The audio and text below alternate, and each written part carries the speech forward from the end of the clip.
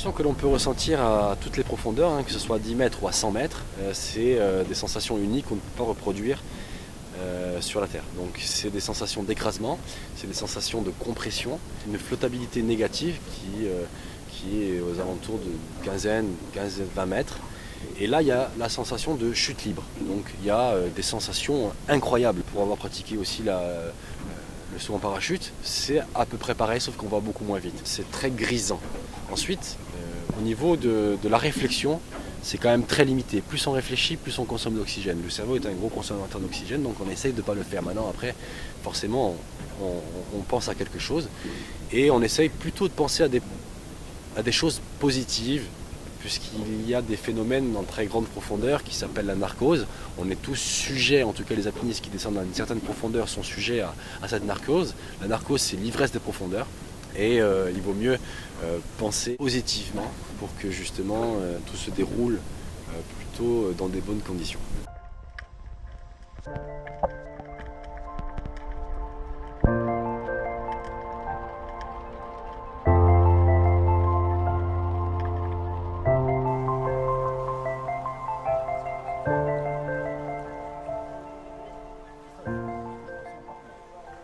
Il faut essayer de se mettre dans sa bulle, vraiment, de se mettre dans un endroit un petit peu calme, ou en tout cas essayer de vraiment se concentrer, essayer de bien respirer. Voilà, on fait pas mal d'exercices de respiration pour se concentrer, surtout visualiser en fait ce qu'on va faire, quoi.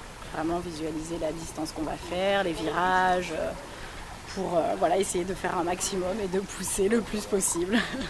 En exercice, début de saison, on travaille beaucoup l'endurance. Et après, on commence à travailler un petit peu de résistance, un peu moins d'endurance. Et après, on travaille des longueurs, à faire des longueurs avec très peu de récupération, ou des longueurs plus longues avec beaucoup plus de récupération. Ça, c'est pour le dynamique. On travaille aussi une fois tous les 15 jours. On fait des séances d'apnée statique. L'idée, c'est de se préparer pour un 75 mètres. Donc, l'objectif, c'est de ralentir au maximum le rythme cardiaque et d'être le plus calme possible et prendre une grosse inspiration et partir dans un état quasi de somnolence, d'endormissement, de calme absolu pour tenir la distance.